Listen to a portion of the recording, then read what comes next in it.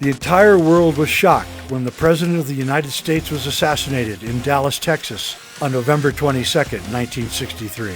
President Kennedy died at 1 p.m. Central Standard Time. Much of the world has wondered what really happened that day.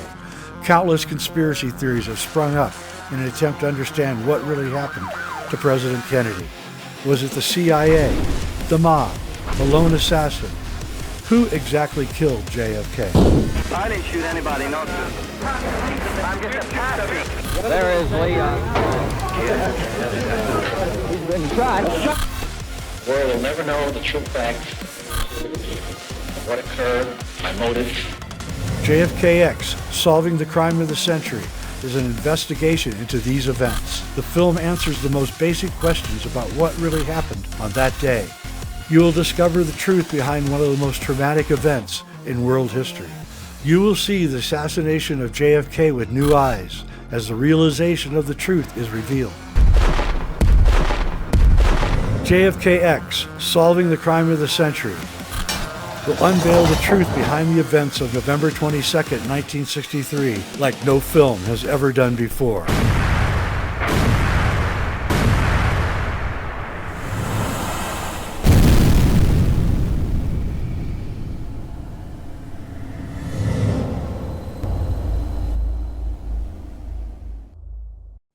Hey everybody, Jay Weidner here, Reality Check. Thanks for watching, subscribing, and everything. I went to the Disclosure Fest. That's why I haven't done anything for a while, because it kind of took it out of me. And I have to say they did a pretty good job. There's over 2,000 people there, really good speakers. And one of the things that I really liked about it was really trying to achieve kind of a high degree of intellectual inquiry. There was 3 lectures on alchemy, which I've never seen even one. The BS alchemy, like spiritual alchemy, but real alchemy. And one of them was mine, and I had a packed house, wasn't an empty seat. People were struggling to find a seat, and there were stand-ups in the back because there were no seats. And so it really went really well. I hope they do it again, and went a lot better than a lot of the conferences I've been to lately. And it was very encouraging, I have to say, very encouraging. And anyway, so as you guys all know, JFK has been out on Prime now since July 11th is when it came out. It's doing really well, and I'm really happy with it. So because we're approaching the 60th anniversary, which I believe is tomorrow, or no, the day after tomorrow. Yeah, the day after tomorrow. I thought I'd bring my fellow filmmaker, Ryder Lee, back in to discuss the updates on the JFK stuff and how our film seems to be causing quite a wake, which I did not expect, to be honest with you. I did not expect. I thought it would kind of fly under the radar, make a big hit, but I didn't expect a reaction like we're getting. Hey, Ryder, how you doing? How's it going, Jay? Thanks for having me on. Really appreciate it. And the 60th anniversary coming up is incredible. I've never seen so much JFK stuff in my life. It's unbelievable. Yeah. Hulu is making a docu-series. Paramount made a series. National Geographic made a series. And it makes you wonder why for the 60th anniversary, right? They didn't do this for the 50th anniversary. Or the 40th. Or the 30th. Or the 20th. They didn't do anything, honestly, Ryder, for the first 30 years at all. Nothing. You would occasionally see maybe a half-hour thing about, oh, so sad, or the Kennedy was a crook. That was really what was going on in the late 70s and 80s. It was all that Kennedy was a womanizer and Kennedy was a criminal. That's what you saw. You did not see anything else because they were in massive cover-up. And then Oliver Stone, almost 30 years after the assassination, put out his great film JFK, and then you started to see a little bit more coming out, but really not much. Not much. In the 50th anniversary, I kind of wondered what was going to happen, so I watched 10 years ago to see if they're going to have a big celebration. And it was just Dudsville. There was nothing. Nobody talking, oh, the 50th anniversary is a seminal moment in American history, and nothing. And then because I peruse film productions, what's going on in the film world. So when right before we began the production of JFKX, I looked at the what was in production for all the studios, and there was nothing on. Okay, there wasn't any films at all in early June of this year. There were nothing in production, and then I noticed in late July, about 2 weeks after our film, I noticed that all of a sudden Paramount decides to do a thing, Hulu decides to do something, National Geo decides to do something. All of a sudden, I've seen all the and they're fast productions. These are usually takes a year to do a documentary, but these are not. These are productions that are starting in July or August that are being put out in November, which is incredibly fast. I mean, they must have a huge crew. As you know, you would need 5 or 6 editors to do that, what you did in the same time period. And so I believe that we threw a huge, we thought it was a small pebble, turned out to be a gigantic rock into the pond, caused gigantic waves going in all directions that nobody anticipated. It just came out of the blue. Nobody anticipated what we were going to say in the film, that the whole friggin' thing is a fake. And nobody expected that.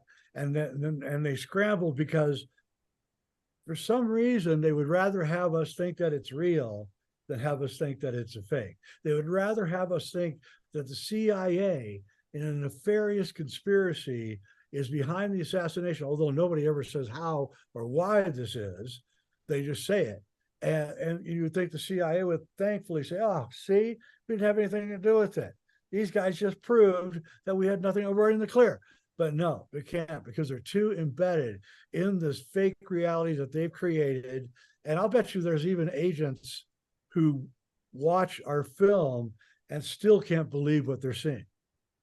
Oh, I guarantee it. And it's interesting because you would think that the 50th anniversary would be something more than the 60th anniversary, which then brings in the question, why the 60th anniversary? It doesn't really make any sense. And all of the propaganda. See, people, whenever they say, oh, the CIA assassinated Kennedy, and then you ask them, who in the CIA was it?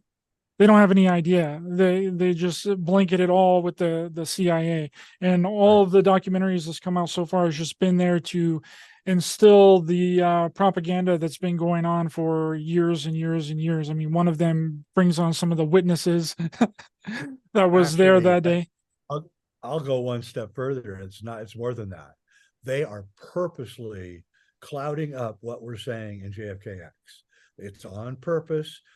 The trailers are immediately, the first thing you're hit with is 3 shots. I heard 3 shots that day. All of a sudden, witnesses that heard shots are coming forward, even though before they're struggling to find anyone who heard 3 shots. But here's the thing. The witness at Nat Geo is bringing forth, who says, oh, I heard 3 shots.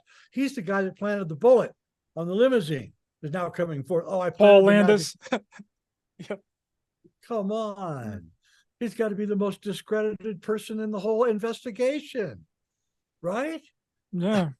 I mean, he manipulated evidence. He planted evidence. This is their main witness. This guy should be prosecuted. He won't, because he's 83 years old, but I mean, he should be prosecuted, but he isn't. He's now heralded as a hero because it enforces their narrative, and that's why JFKX is such a powerful film, because it absolutely snaps their propaganda narrative in half, and they can't put it back together. And so what they're doing is they're just clouding and obfuscating the entire landscape and hoping that it gets through. But you know what? It's already gotten through. There's nothing they can do. There's so many people who've seen it already that it's already gotten through. And it's going to become a major aspect of this whole thing in the next 2 or 3 years. Yeah, I guarantee it's sometime in the future when people come in and steal other people's work, because that seems to be the thing to do. And you've seen it several times with your other documentaries, you know, Kubrick's Odyssey, you know, people, that's like blowing up on TikTok right now, and they have no idea where that came from, and they have no idea that you created that theory and you put all that stuff together in your documentaries, right? And another thing that was interesting was I was watching the Hulu the other day, and I have ad Hulu. I don't have enough money to have ad free Hulu. So I have to watch through all the ads. And that's a whole other story with the amount of ads and the amount of propaganda that are within the ads is incredible. It's like they're just wanting sickness and wanting disease and just pushing that nonsense on you 24/7. I tend to just mute it. But I saw the trailer for the docuseries on Hulu. I think it's called Diaries of something. I can't remember the name of it, but it almost looked identical to the trailer that I put together and the trailer that I edited for our documentary JFKX. I was like, what is this? What are they doing right now? Well, because they're not creative. What they do is they've been given an assignment. Okay, this documentary came out, and we want you to do everything you can to obfuscate it with your documentary. And they said, well, can we see this documentary that you're talking about? And these are just NPCs, you know, and they see it, they sit and they go, oh, wow, that's different. Let's do that. I mean, because we can't really come up with anything original. So let's just do that, because if that film is that effective and we want ours to be even more effective, we'll just steal everything from that film and put it into ours and make it the opposite though of it. So it's very clever what they do. And you're right. That's the thing that, you know, you and I'll have to accept, is that in 10 years, they're all going to be talking about this, but they're not going to be mentioning us. And that's okay, because the whole point of films like this is to put a meme into society. We don't need to take credit. We need to put the meme in there. We need to get the worm in there, the mind worm that's working its way through the whole thought process. And so, you know, I'm perfectly fine with TikTok having 7,000 videos about how Kubrick faked the moon landing, using all of my footage, using all of my effects and everything. And I'm fine with it, because the meme got out there. It's driving everybody crazy. The same people I want to drive crazy. And that's what I want to happen with this film. And I fully expect that in 5 years, there'll be 5,000 TikTok videos with see Squib and all the stuff that we have in our video. And look at, as they all faked us out, nobody's reacting to the gunshots. And how can they not be reacting when it's a gigantic gun that goes off and it's so loud it'll pierce your eardrums so you don't put your hands over your ears. And we just asked the questions that nobody else has ever asked. And they can't stand that. And I want to say something here, which is going to wax a little bit spiritual, but I just want to say this because it's super important. This is way off, and it's going to sound like a gigantic digression, but it's going to point back to why this film is a hit right now. It may not have been, say, 10 years ago. In my book, on the Cross of Henday, we show that the solar system oscillates up and down across the plane of the galaxy. And the major source of etheric energy is the center of the galaxy. But as we oscillate through the plane of the galaxy, we cross the place where all the matter is, at the very center of the equator. And when we pass there, that's when we go into the Kali Yuga, because there's more etheric energy coming in because it's being blocked by this plane of matter. And that stupefies us, and we become really stupid. And for the last 3,000 years, we've been in the Kali Yuga, but we're now coming off the top of this mass of stuff that's stopping the etheric energy from coming in. And we're now getting hit with this etheric energy, and we're all being woken up at once. And every day we're going to get more and more awoke, and more awoke, awake, not awoke, more and more awake, more and more awake. We don't want people more woke, Jay. No, we don't want them woke, because woke is the opposite of awake. And so that is why suddenly a whole bunches of theories, I'm sure you keep aware of what's going on. Suddenly all of these mysteries about the universe are suddenly kind of falling away. We're starting to like, oh, wait a minute, it's not so mysterious. This isn't, there really isn't, what we thought was a fantasy is not really a fantasy, or what we thought was a fantasy really is a fantasy.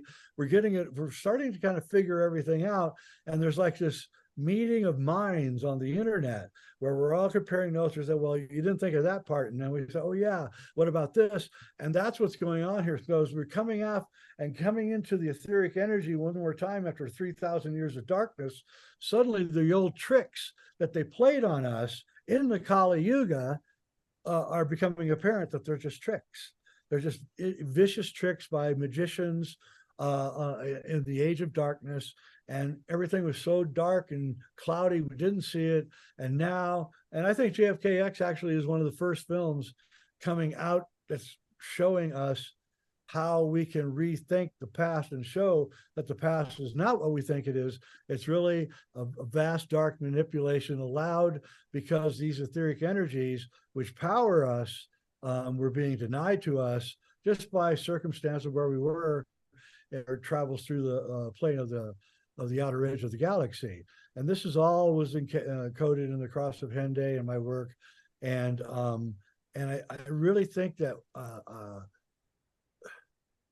we're going into really good times. I really do. I think the times are, I think even what's going on in Israel right now, how the whole world is saying, and I don't want to get political because I don't take sides. It's like, just like I don't take sides in boxing or football games or anything. I just don't take any sides. I don't care. And I don't take any sides there. But you can see that the whole world is saying, no, we're not doing that anymore. Yes, we did that for a long time. What you're doing to those people, we did that for a long time. And everybody did it. But no, the whole world saying, no, we're not doing that anymore. And you can just feel a whole new pressure being put upon people who are doing aggressive actions and killing people. And you can kind of see that we're done with it. We are just done with it. We're not going to put up with it. And as much as I support the people of Israel, Israel's on the edge of becoming a pious state, and they better watch out because it's a whole different age right now. And we're not looking at the world in the same way, just as we're not looking at the Kennedy assassination in the way that they want us to look at it. Yeah, it's interesting too with the war. I mean, it might be because we're not directly involved, and that's why people are like, "Nah, let's not, let's not so much worry about it." But if there's a terrorist attack or some kind of attack on the United States, then people would be all for it. I mean, look at 9/11. 9/11 went directly according to exactly what they wanted to happen. Exactly. Everyone was all together. Everyone all of a sudden became patriots whenever 9/11 happened. Everyone had American flag. Even people in California, the most liberal state in the United States, had American flags. I was there in California. I went to a coffee shop in a very liberal town. We support the troops on over the coffee shop, which I support the troops, although I don't want them to die. I want to support them so they don't die. And I went to get a cup of coffee, and I just like lost my shit. It was like 2 weeks after 9/11. Said, "You people are all being manipulated," and then I could see that it wasn't all I was doing was creating a mob that was going to kill me if I didn't get out of there. But so yeah, you're right. They could turn on and turn off the Patriot thing anytime they want. I think that it's not going to work anymore like that.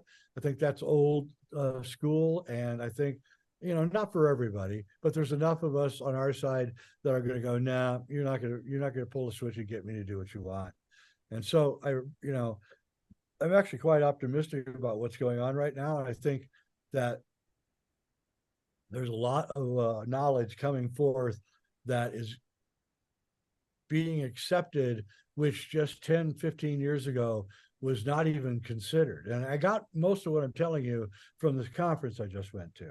I listened to the languaging of people and how they talk, and the languaging and the acceptance of ideas that were radical just a few years ago are now being accepted. I saw it in every single lecture that I went to, that they were using radical concepts from 20 years ago that are now being accepted as completely as the truth, which they are. And that means that we're elevating ourselves up into a new kind of consciousness. Now I have no doubt about it after going to the conference. And I think JFKX, its success is also part of that. And if you read the comments like on Amazon Prime or the other outlets that have it, you can see that people go, "Oh, I never saw this before. I never thought of this before." You can see they're entertaining ideas and concepts that absolutely they never would have thought of before. And I think this is all part of this changing of the time and the well, it's not only that, it's not another regurgitation, right? We're not recycling all the old information now. We do have, I mean, the first act is a lot of the official story and a lot of the background, but the bulk of the film is something that people have never heard before, you know. So I think that that's what is really propelling it forward, because it's something completely different. I don't think that these other documentaries and these other big high production documentaries are going to do anything, because it's just the same thing. Reinforcing the exact same narrative that's been there for a really long time, and then we bust through the doors, we kick those doors wide open, and then we present something that people have never heard before. And I think that that is really intriguing for people. Yep. That's funny you say that, because I was at the conference and I talked to Jimmy Church, who hasn't had me on his show yet to talk about this, Jimmy. And I said, he said, wow, man, your film. I started watching it, and, you know, I got about 20 minutes in. I said, oh no, this is just another JFK film, and I don't know if I'm going to continue. And I said, no, it's Jay's film. It must be good. I'm going to hang on. And he said, and I got to the 30-minute mark, and I was just about to turn it off, because it was just the same old thing. I've heard it all. CIA, FBI, Secret Service, Oswald hiding in the theater, the whole thing. Although he said he didn't know about Tippett. I'd forgotten about Tippett. And then he said, then the second half started. And he said, holy shit. He said, that was like, what the hell? He said, within 5 minutes of the second half starting, he couldn't get out of his chair. It was like phones are ringing, he's ignoring it, you know, everybody coming in. He's like, no, get away from me. I got to watch this. And he said it was amazing. And so he said the second and the third half of the film were absolutely incredible. But, you know, the thing is, we did have to do the first half the way we did it, because there's so many people that are younger than, say, 40, who really don't know the details. And so it's not going to mean, the second half's not going to mean anything if they don't have the details of the first third. And so, you know, we had to kind of bite the bullet and do it that way. And, you know, it's the way you have to do it. I don't think it would have worked any other way. You know? I don't think it would have either. And that was the reaction that I was trying to get. And that was my thought process of editing and directing the entire movie. That his reaction and what you just said is exactly what I wanted everyone to kind of experience. That was all done on purpose on my end, you know? Well, you know, in old school filmmaking, you know, I watch a lot of old films, and because I'm comparing them with new films. And in the old days, because we had a longer attention span, because the internet didn't shave it off and all that, it took a lot longer for a film to get going, right? So, you know, we take, like, The Shining as an example, perfect example. It takes a whole hour for The Shining to get going. It just doesn't get going until the hour, almost exactly 1 hour mark. And that used to be, you know, regular in films and documentaries. It would take an hour of setup. And then you would have the last 45 minutes to be this great, you know, oh, we set it all up. Now we're finishing it all off. And we kind of went old school a little bit with this film. We said, no, we're going to take the time for the setup. You know, we didn't do an hour, we did a half hour, but we did it the old school way, where we just did it and we set it up. And I really think it works. I really do. And I think that young filmmakers could learn a lot watching our film. I really do.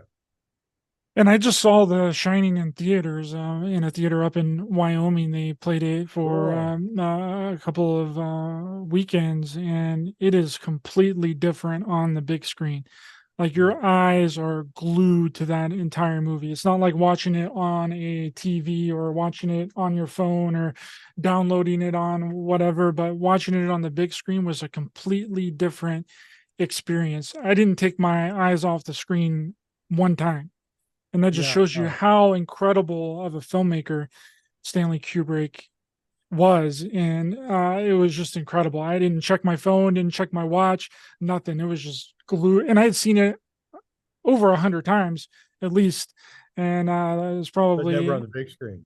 Never on the big screen. It was, and I saw some things that are going to be in our next film that I would never have seen watching it on a regular TV.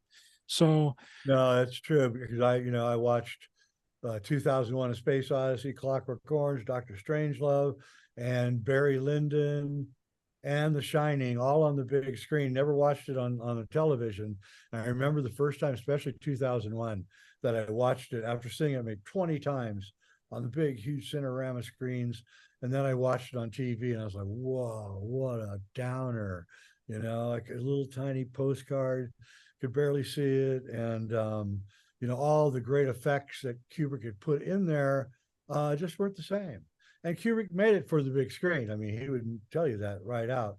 And, I think the same thing is just an aside, but one of Stanley's greatest projects that he never made was a film about Napoleon, and his good friend Ridley Scott has now taken up the banner and made Napoleon, and unfortunately it's on the small screen, but my God, the clips that I've seen from this film, film should be released on the big screen.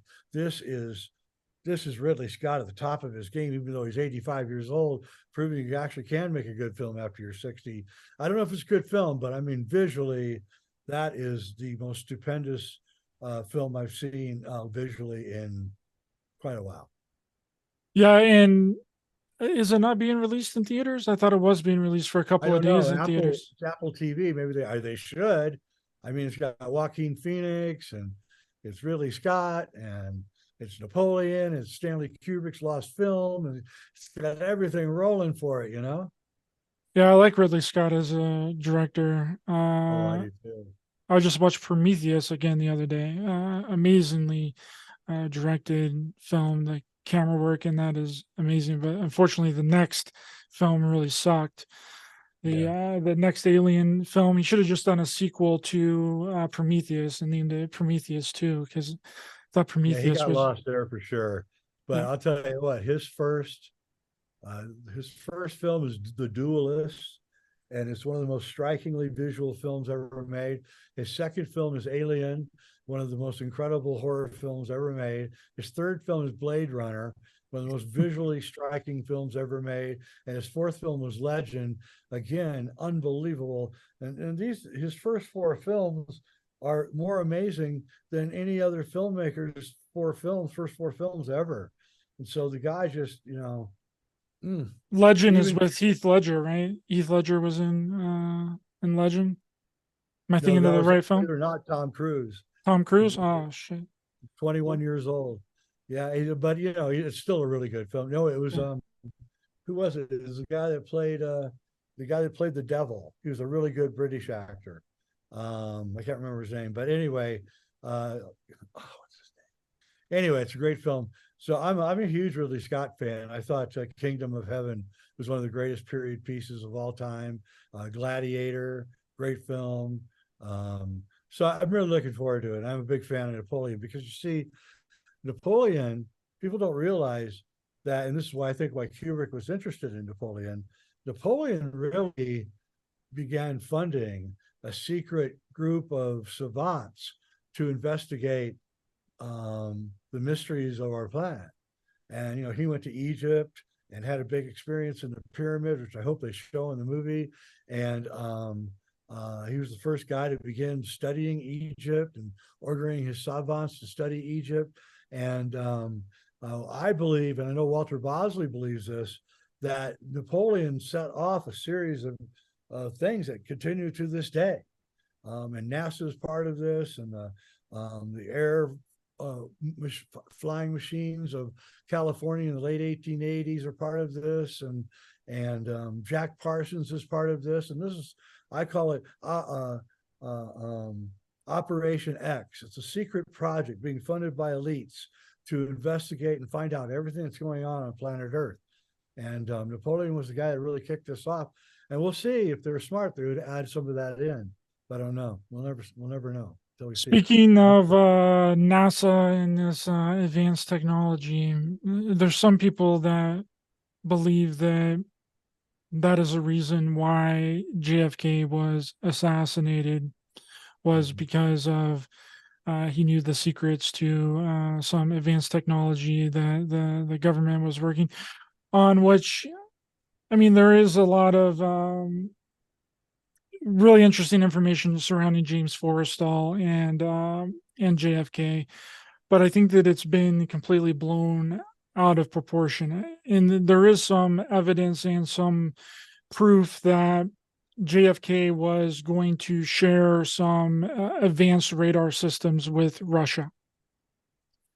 And but that being what it is, it's then now turned into UFOs and technology whenever in highly advanced technology, when it originally was JFK just wanting to share some advanced military Air Force radar system with Russia. And then it's snowballed into he was aware of UFOs and advanced technology. What do you think of all that?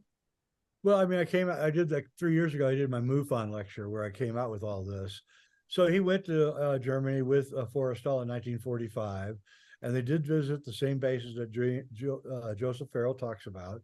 And they probably saw the high German technology, and it got confiscated. And of course, the paperclip and all that.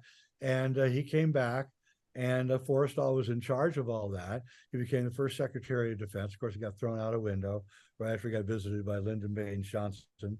And so I mean, I do believe that, because if you read Kennedy's writings and his speeches, he really was concerned about the environment. He really was concerned about peace. And, you know, he was generally a good guy. He wasn't a great guy. He's had many flaws, but he was generally a good guy. And I think that he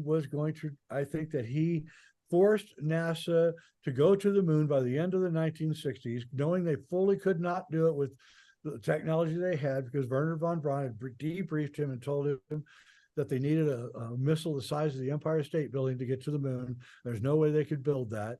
And so he knew they couldn't get to the moon with the technology they had, but he knew that they were going to the moon with the technology they were hiding. So he did that to force them out their hand, and they didn't appreciate it. And he, you know, Kennedy marked up one more enemy that he had on his gigantic list of enemies. And so they, and it's my thesis that they did not want to show the world, and they had good reasons. The Cold War, why did you want to show the Russians your advanced technology? You know, you don't want to do that. That violates the rules of war. So they decided to hire Stanley Kubrick, and they brought him in after seeing what he had done in Dr. Strangelove with the B-52 bomber, and the landscapes over Siberia. And they said, you know, because they actually thought that plane was flying over Siberia in Dr. Strangelove. And they came and said, where did you get the B-52? And he said, I didn't have a B-52. That's a model we made. And we flew it over a front screen projection that we shot over Alaska. It makes it look like Siberia. And they're like completely blown away by the whole thing. And for sure they hired him. And we know the Air Force is involved heavily in all this. So that's, you know, it's kind of the precursor to our film in a way, because it was just another enemy that Kennedy had made. And he, you know, I'm sure he really pissed off Wernher von Braun and James Webb and all the people that were in NASA. And James Webb, he quit NASA like right after the last, I think it was right after Apollo 13 or 14. He just quit right in the middle of the Apollo program. It's like, I don't want anything to do with this stuff, you know. I want out of here. And we now know that, you know, it was shot in the hangar in Leeds, England, about 40 minutes north of where Stanley lived. You know, everybody wondered where they, if they shot this thing. There's no stage on Earth big enough. And then we discovered that actually Buzz Aldrin and Neil Armstrong had been seen in early 1968 at this Leeds blimp hangar, which is this gigantic building, which, by the way, is now being used for movie production. They shot the entire Batman series, Christopher Nolan series there at that soundstage now. And it looks like Kubrick was the first person to use that as a soundstage. And so, you know, we now know that Kennedy and Kubrick are kind of inextricably linked in this weird way. Kennedy instigating what he thought was going to be freedom for technology by making NASA do something they couldn't do, and then NASA flipping the whole thing on the whole world by hiring Kubrick to do it when you can't even shoot film on the moon because it'd all be fogged. So, you know. But is the idea and the thought behind something in the JFK files has something to do with some advanced technology enough to keep it from the American public? I don't know. I don't know about that. I don't think that it would be. Like people in the No, that's community, people in the community have known about all this stuff. We've been talking about it for 20, 30 years. Who cares if there's something to do with advanced technology in the JFK files? Doesn't we make had any it on sense. your show like 2 years ago talking about it. So I Yeah. mean, we've been talking about this for a long time. Yeah, it plays a small aspect of the JFK files, but it doesn't play, I don't know, any aspect of the JFK assassination because there was no JFK assassination. So, you know, everybody can run and hide and, you know, go hide behind the cheese or whatever you want to do, but you know, you're not going to get away from it. You know, you can obfuscate and put fucking clouds all over the issue, but the fact of the matter is that we have, and our films show the whole world the clearest Zapruder film. That's the film that Abraham Zapruder shot of the JFK assassination on November 22nd, 1963, that the world has ever seen. We ran it through that high tech. It got ran through that high technology, and you cannot deny what you see in the film. That's the problem, is that now a very, very pixelated, grainy film has now been cleared up. So you're looking through a pane of glass now. And looking through the pane of glass, you can see everything. You can see the strange object that's on Kennedy's head, that's affixed there by him seconds before the so-called assassination. You can see the strange movements of Jackie, the strange movements of John Connolly and his wife, the strange movements of the driver and Secret Service agent. They're all looking at Kennedy before he shot. The entire car outside of Jackie Kennedy is looking right at JFK seconds before he shot. How do they know that he's about to be shot? How do they know that? Because they know it because he just put the thing on his head. That's how they know it. They're waiting for it to go off. And these things cannot be denied. And like I said before, very soon, a special effects artist, a film director, a cinematographer, an actor, somebody in Hollywood is going to see our film and go, that's a squib. Absolutely. And that's something that they would want to keep from the American public. That would be 100% devastating to everyone in the United States, right? Yeah, and that's why they're covering it up. And they can't cover up our films. It's too late. Genie got out of the bottle, set to do the second thing, which is make a whole bunch of other films saying the same old crap that we've been hearing for 60 years. And they're just repeating it. And they say, oh, if we put enough of these out, then it will obfuscate this guy, these guys' films, and make sure this never gets up. But it's too late. See, again, they don't understand the world we're living in. They're living in this old age. They don't understand what's going on. We're skinning under the elephant. You know, when you do a keto, you know, martial arts, Aikido, Japanese martial arts, what you want to do is you want your opponent to be bigger than you. Because if the opponent's bigger than you, you use their weight against them. As they come down on you, you dodge it, or, you know, you push them this way. You don't ever have to hit anybody or anything. You just have to use their weight. And that's what we're doing here. They're so big and so large that they can't fight straight, not against somebody who's small and fast. And that's what's going on here. We're small and fast and secretive, and we got in under the radar. And I predict it's going to be very difficult for films like that one to ever get under the radar again, which is why we're never going to make another film like that one. and we really owe it to the first 30 minutes of the film. We really do. We really do. Because they don't watch the second 30 minutes. That's what the guys are, let's watch 10 minutes. Oh yeah, that's fine. It's another JFK film. Push it through. Right. Yep. Yep. That's right. That's exactly what I think happened. I think so too. I really do. Laziness. We always depend on it. Yeah, which is incredible. And also Hollywood right now. Hollywood has just gone downhill so quickly. There's been very few good films. We just got off of that Ryder strike, which I think is a huge psychological op to get to just move AI into the position of these writers and have these AI to write all of these movies. And there's already a movie that's coming out that's completely written by AI. Brightburn 2 is going to be completely written by AI. And then we had an actor strike. I don't know what's going on with the actor strike. It might have already been over, but Yeah, the actor strike is over. The writer strike is still going on. If the writers win, they lose. I hate to say it. That's what it is. I don't know if the writers haven't thought this through or whatever. So what's going on here is the whole entire movie industry got screwed completely. They got convinced in 2012, 2011 actually, is when they got convinced that the only avenue forward is streaming. I know, I was there. And these people with money, they went, oh my God, streaming is the only way to go. And all these hundreds of millions of dollars poured into streaming, into Amazon and Prime and Gaia and all of them are Paramount, and everybody was starting their own streaming. And I'm looking at this landscape and going, this cannot work.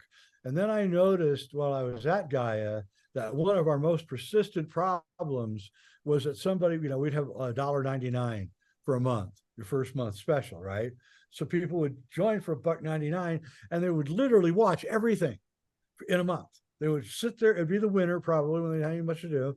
And they would just, all January, they would watch every show all day long, watch every single show on Gaia all day long. And then when the thing comes up, they call up, cancel it. And so we just gave away, $6 million worth of content for $1.99. And this happened all the time. And I said, this cannot work. This cannot work. But the State Street and BlackRock and all these big companies sold that this was the way to go. And so what Hollywood did was, before streaming, they had theater, DVD, this is how it went: theater, DVD, cable, network. So you had 4 different incomes coming in.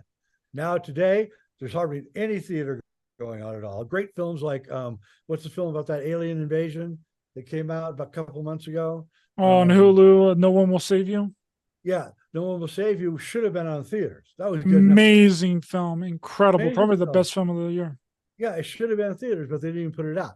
So so now we don't even have good films even coming out in theaters. So it comes out on there's no DVDs going to come out of it. You won't be able to buy a DVD.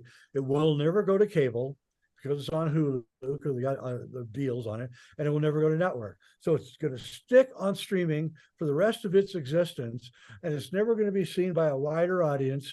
And so it's never going to make its money. It doesn't have enough revenue stream to make it. But that's not the problem.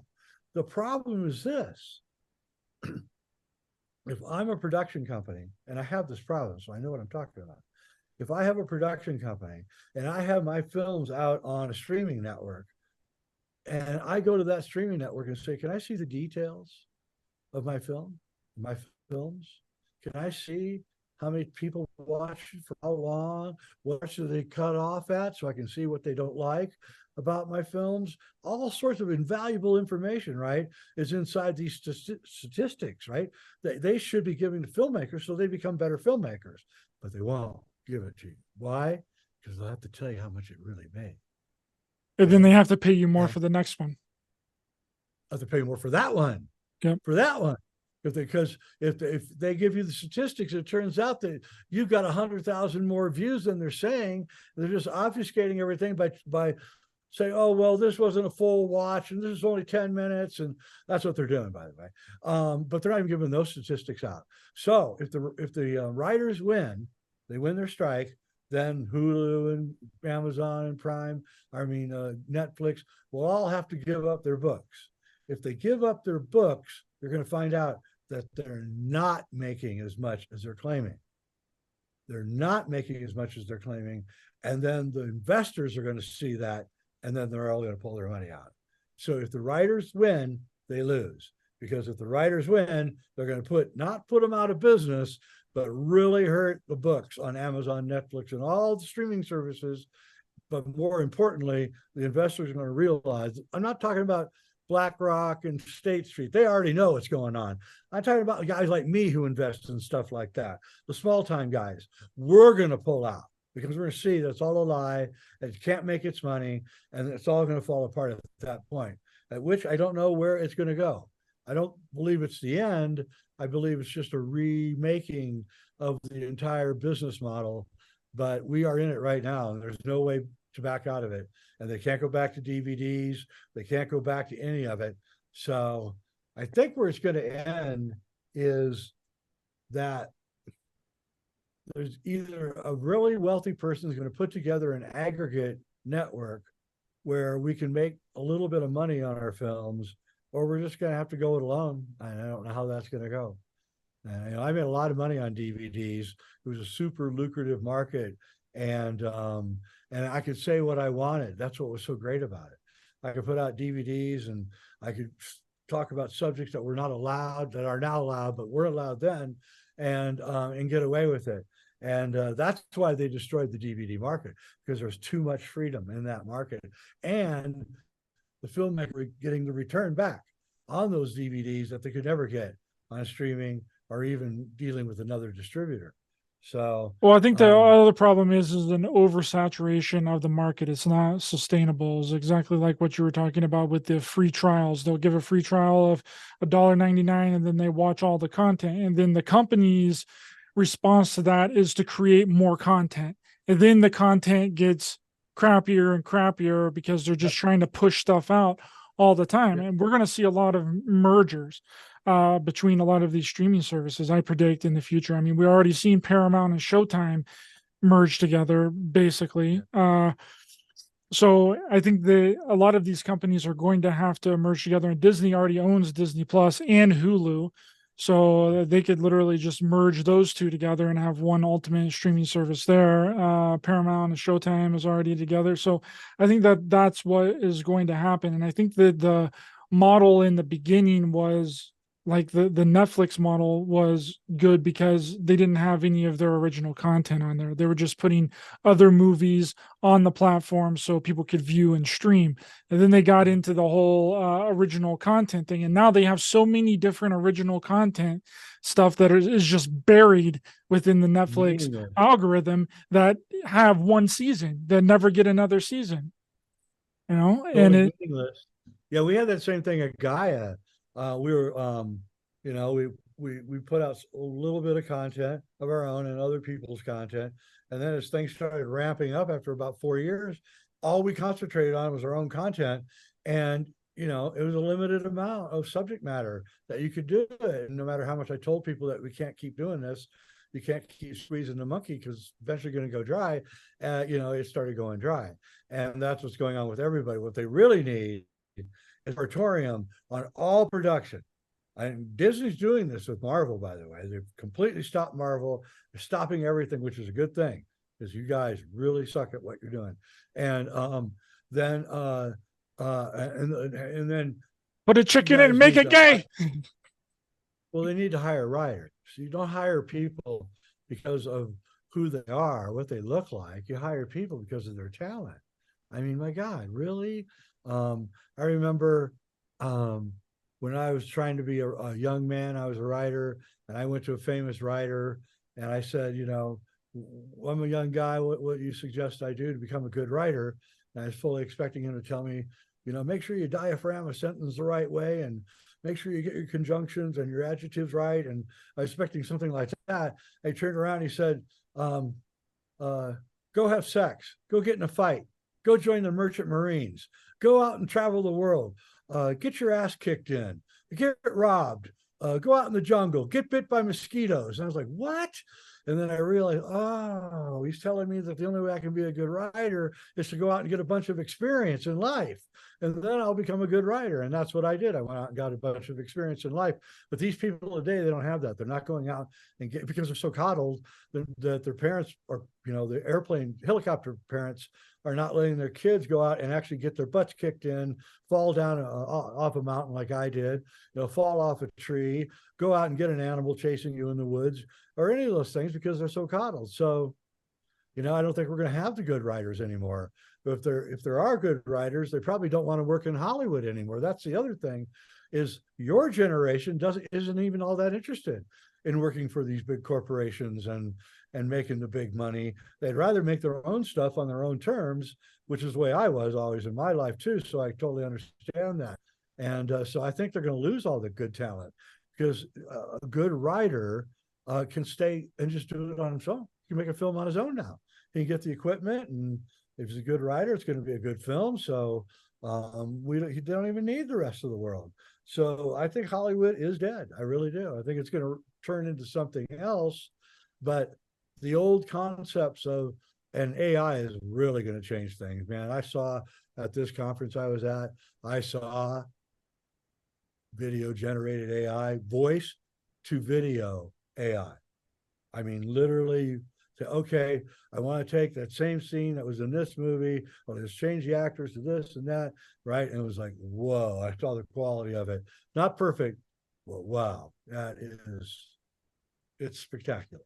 So I even think that where I think actually films or interesting films are going to be made is what we're doing, documentaries. AI can't make a good documentary. Sorry, AI could never make JFKX, period. I agree. And I think what's going to start happening is that these actors are going to start selling their likeness to these companies, and they're just going to be able to insert their likeness, and it's going to be AI generated, and they could be dead, they could be too old to be able to act in movies, and they're just going to insert them into the movie. I mean, Bruce Willis already sold his likeness. Yeah, but the AI is so subtle. You can say, make him look a little bit like Bruce Willis, and then Bruce Willis can't do anything about it, right? So it sort of looks like Bruce Willis, but it's not. And then you can say, no, it's not you. I know it looks a little bit like you, but it's not you. And so they're not. That's not even going to be controllable.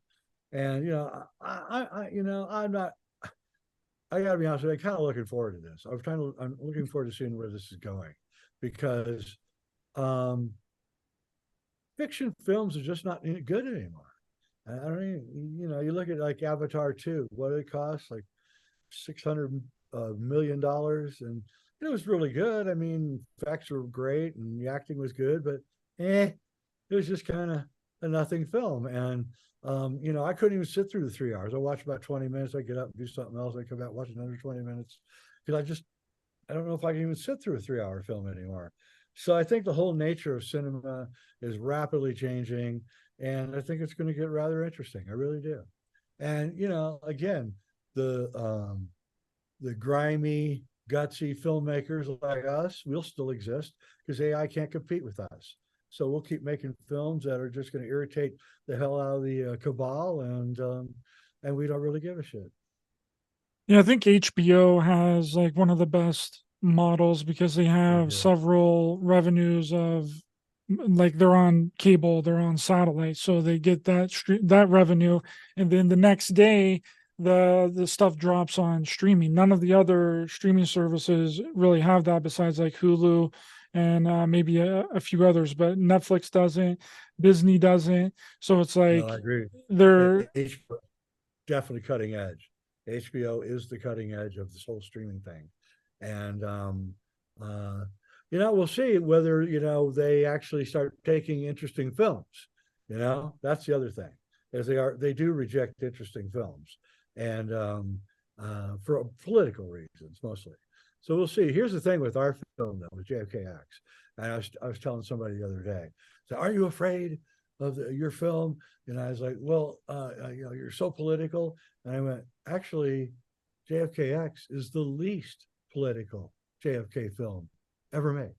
It's so political, so neutral on every level. It takes no point of view on all of the conspiracy theories except to prove them wrong. And so, no, we are not political in this film at all. We don't get political. That's what makes it so beautiful and what makes it such a threat to the establishment, because they like to, divide and conquer, and you got to take this point of view, and then we'll take this point of view. And we go, no, we're not taking either of those points of view. We're taking a third way, like the Buddha said. And we're going to take the third way, and the third way is the correct way, because it's a little bit of that, it's a little bit of that, right? It's also interesting too that JFK was a Democrat, and all these Republicans in the right treat him like he was a Republican or far right leaning. It's really really interesting that they take that angle. I mean, even the right's like, oh, he was the best president. Well, he wasn't a Republican, he was a Democrat. Yeah, but the Democrats have gone so far to the left that they couldn't elect Kennedy as a dog catcher. So I think it's actually, it's fair to say that Kennedy would actually be a right winger in today's politics. With his, slashing the business tax as soon as he got into office, and, invading Cuba, which he didn't want to do, but he did anyway. And of course, he got bad info. And so, you know what? I'm going to say it right out. Kennedy is a very flawed man, but I wish he was our president right now, because, man, we could use somebody that had that kind of decision-making power right now.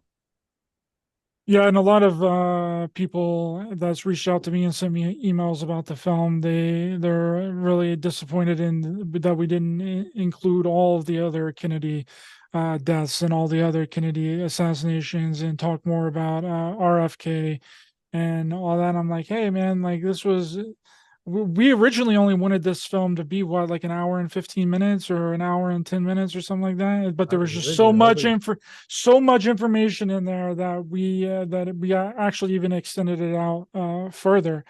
But yeah, even if RFK could have been president and not have been taken out of the picture, then I think we would have got a duplicate of JFK earlier, because RFK was super charismatic. He would have even more charismatic than JFK was, especially by making this film and doing all the research and watching all of his court cases prosecuting the mob.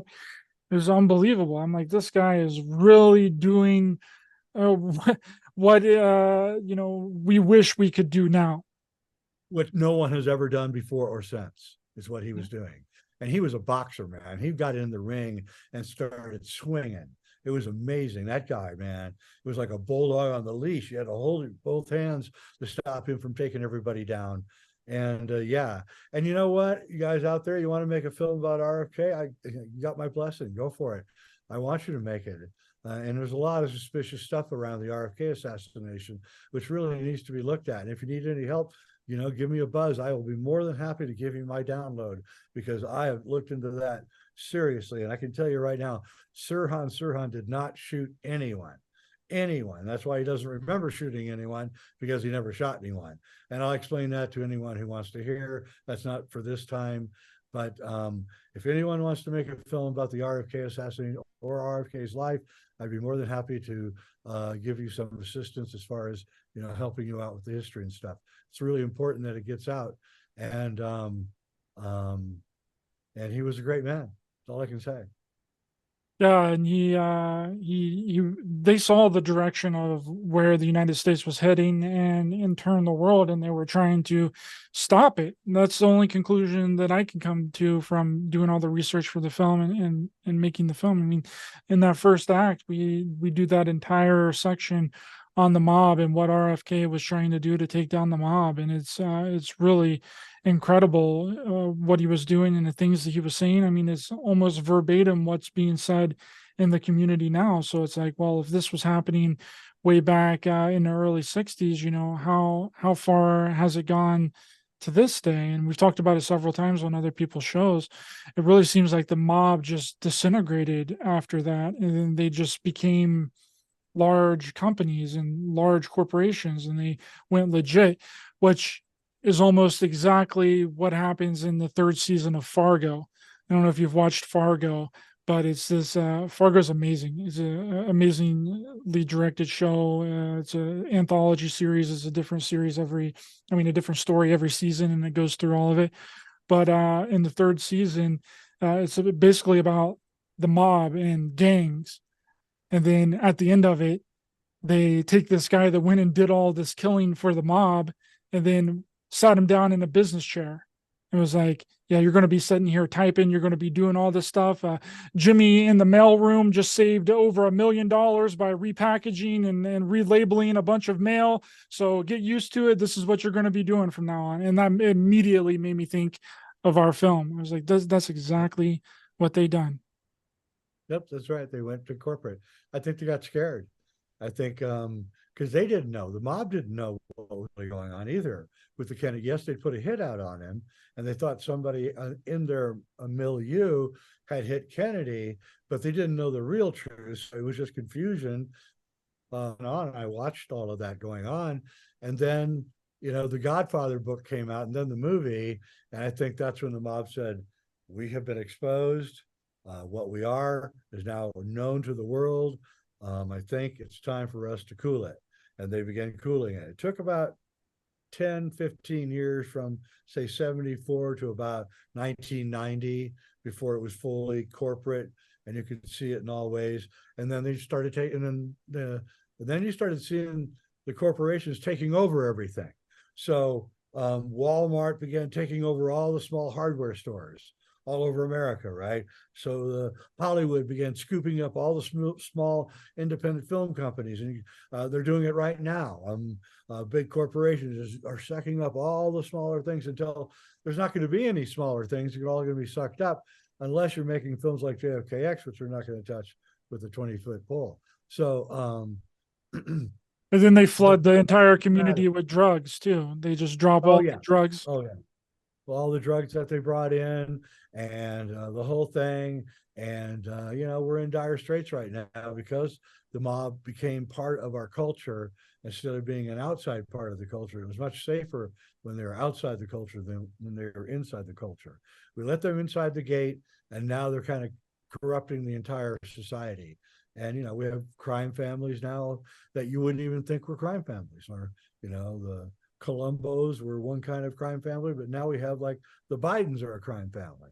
So we have small families that are crime families and doing things that big families used to do back in the old days. So, it's all loose on us right now.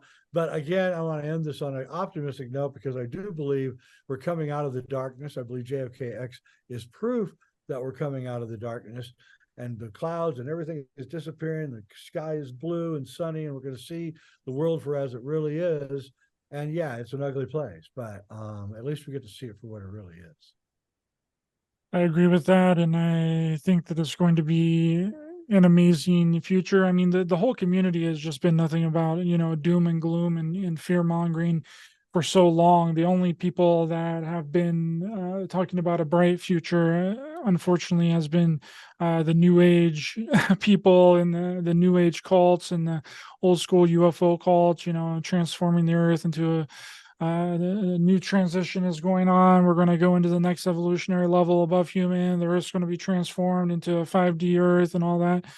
I think that there's a more realistic take on that is possible, and that we can live here harmoniously without trying to kill each other every second, and all these wars that are going on and will maybe continue to go on if we don't change some kind of trajectory. But also at the same time, it almost seems like it's just too late, that we've just gotten ourselves down into such a big rut that it's going to almost take a miracle to get us out of this gigantic hole that we've dug ourselves into. But I do believe that it's possible, and could possibly happen. So we got our fingers crossed. And thanks for having me on, Jay. I really appreciate your time this evening. It was a wonderful conversation, and we'll do it again whenever they start to wheel out some more. Maybe for the 70th anniversary, they might. I don't think it's going to be like this for the next anniversary, but yeah, it's really incredible. And check out our film, JFKX: Solving the Crime of the Century, on Amazon Prime now, and be looking forward to our next film, which we're going to start working on here pretty soon. Very soon, in fact, within the next few weeks. So yeah, thanks for coming, Ryder, and everybody, thanks for watching. Jay Weidner, Reality Check, and things are going to get better. I guarantee it. We are now moving out of a certain kind of era, and we're moving into a new era, and it's going to become very, very wild very soon. All right. So thanks for watching, everybody, and we'll see you next time.